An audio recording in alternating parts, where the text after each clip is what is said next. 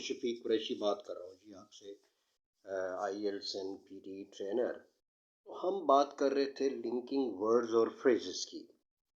आप जानते ही हैं कि आपने फॉर्मल कम्युनिकेशंस, चाहे लेटर आपने कोई भी फॉर्मल कम्युनिकेशन हो, फॉर्मल लेटर हो, फॉर्मल ऐसे लिखना हो, आपने ऐसे तो होते ही फॉर्मल है। आपने कोई फॉर्मल कम्युनिकेशंस करनी हो, प्रेजेंटेशंस देनी हो, तो you always have to construct complicated or the complex sentences.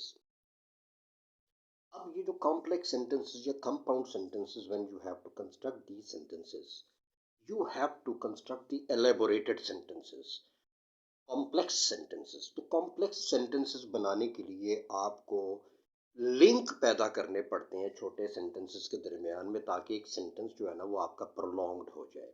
And this is the fundamental prerequisite or requirement of the formal communications.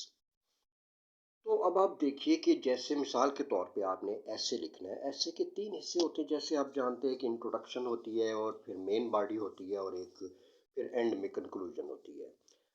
आपने जैसे मिसाल के तौर पे कुछ टॉपिक है, उस पर आपने लिखना है किसी टॉपिक के ऊपर, तो जो भी आपको टॉपिक है उसके हिसाब से कोई चीज़ आपने, ये भी हो सकता है कि आपने एक पॉइंट को इंट्रोड्यूस करवाना है। उसमें आप कह सकते हैं for example, one major advantage of, one major disadvantage of, a further advantage of, one point of view in favour और अगेंस्ट। अब देखिए कि ये मुख्तलिफ किस्म के जो मैंने आपको फ्रेजेस या वर्ड्स डिस्कस किए, तो मतलब ये होता है कि we have to avoid from the monotony. हमने सेमनेस पैदा नहीं करनी, क्योंकि जितनी आप मोनोटनी पैदा करेंगे उतनी ही आपको बैंड्स कम मिलेंगे, नंबर कम मिलेंगे, स्कोर्स कम मिलेंगे, और आपको एक अच्छी अप्रिसिएशन नहीं मिलेगी।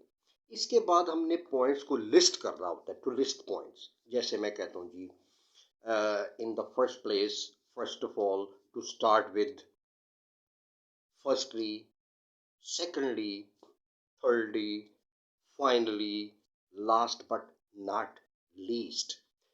तो इसके साथ साथ हमने जो है ना, टू ऐड फर्दर, यानी टू ऐड मोर पॉइंट्स। तो जब हमने और पॉइंट्स भी ऐड करने होते हैं, तो आप देखिए हम बार बार एंड यूज करते हैं। एंड यूज करने की बजाय क्यों ना हम वैरायटी के एक्सप्रेशंस यूज करें। एक्सप्रेशंस जैसे मैं कहता हूँ जी, moreover, what is more, furthermore, in addition to this or that, besides, not to mention the fact that, ये सारे के सारे जो मैंने एक्सप्रेशन यूज किए, फ्रेजेस या वर्ड यूज किए, ये एंड के सिनोनिम्स हैं। तो अब आप देखिए बार बार एंड यूज करने से क्या होगा, और ये जब आप वैरायटी के एक्सप्रेशन यूज करेंगे, तो आपकी राइटिंग और स्पीकिंग में किस कदर खूबसूरती पैदा होगी। अब इसके बाद जब हम कोई बात कर रहे होते हैं, हमने कुछ डिफरेंट बात भी करनी होती है, कोई टू ऐड कॉन्ट्राडिक्टरी पॉइंट्स और अपोजिट पॉइंट्स, उसके लिए हमारे पास बट के सिनोनिम्स हैं। मिसाल के तौर पे हाउएवर, मिसाल के तौर पे however, nevertheless, in spite of this, although, in spite of the fact that, it can be argued that. देखिए, ये जो भी मैं आपसे डिस्कस कर रहा हूँ, कभी भी एक वर्ड या एक फ्रेज ना इस्तेमाल करें। Keep on changing the expression, चाहे वो लिंकिंग वर्ड्स और फ्रेजेस की फॉर्म में है, चाहे किसी भी शक्ल में है, आप पैराफ्रेजिंग करते जाएं, यानी वर्ड्स और एक्सप्रेशंस को चेंज करते जाएं। अब आपने एग्जांपल्स भी कोट करनी होती हैं। एग्जांपल कोट करने के लिए ज़्यादातर हम यही कहते रहते हैं, फॉर एग्जांपल में हम फॉर इंस्टेंस यूज कर सकते हैं, स्पेशली यूज कैसे कर सकते हैं, इन पर्टिकुलर हम यूज कर सकते हैं। तो इस तरह से हमने वैरायटी लेके आनी है।